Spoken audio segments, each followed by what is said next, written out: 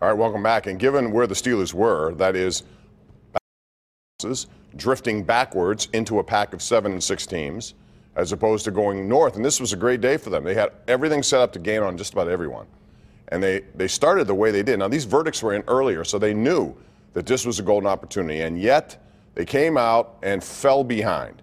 Now, normally, I'm not going to make an issue out of deferring, but when I play a team that's 2-10 and I want to get on them, I'll take the ball first. I realize Roethlisberger was out in the second half. That changed that. But, Jeff, I mean, how do you start like this, given what was at stake? To me, Oakland was more passionate for a 2-10 football team, and yet the Steelers had so much more to lose.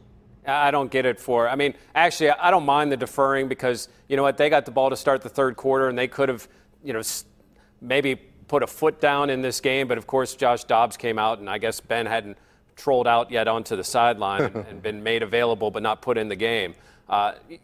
You can look at the last few weeks. They got every call in this game. Oh, boy, did they. And, you know, I watched Baltimore play in a Kansas City game. Baltimore plays with a hell of a lot more heart than the Pittsburgh Steelers.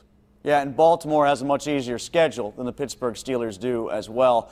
The Steelers now have to beat New England or New Orleans in all likelihood to make the playoffs because Baltimore has Steelers hard against San Diego, although is that the season ender against the Chargers? No, I don't think so. It's the week before. It's at L.A. before the... And playing the Browns at home is not going to be easy. Browns is the last game for them. I still think, well, wouldn't you take Baltimore's schedule more so than the Steelers? Yes. I would. Yeah. I think the Steelers are really screwed because I don't see them getting a wild card now. I think it's division or bust, and they've allowed the Ravens to hang around long enough.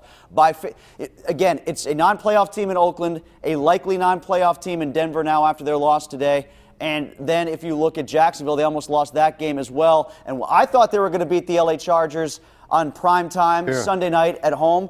These are 4 winnable games that they either tested themselves to lose or eventually did lose.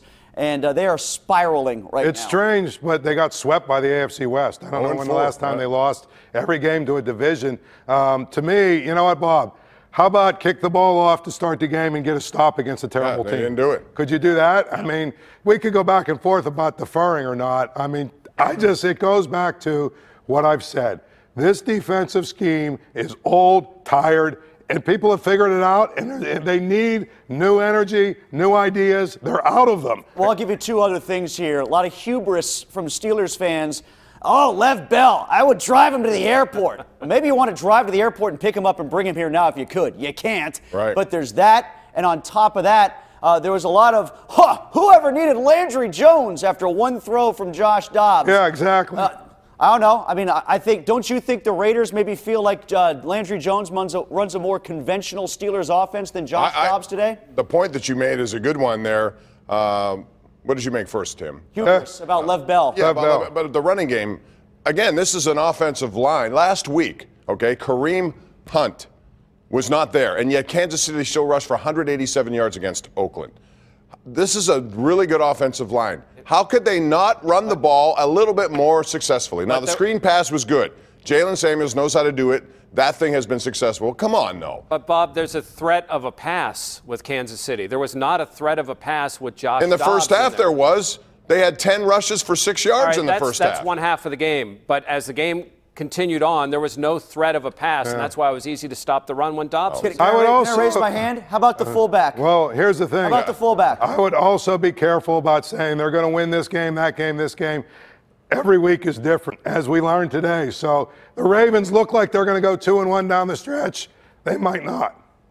Well, it's very interesting how the NFL goes, but this was a golden opportunity handed to the Steelers, and they left it there. And when it's all said and done. Look, Bob, look at what happened with New England. I mean, it wasn't just what happened with Baltimore. I mean, across the whole AFC, and Texans, they just blew it. Texans, yeah. All of them lost, and they knew of these results. That's what I'm saying, before the game kicked off. So to me, they showed not as much intensity as the Raiders, which doesn't make any sense. We'll take a break and come back with more. You're watching the #1 Cochran Sports Showdown right here on KDKA-TV.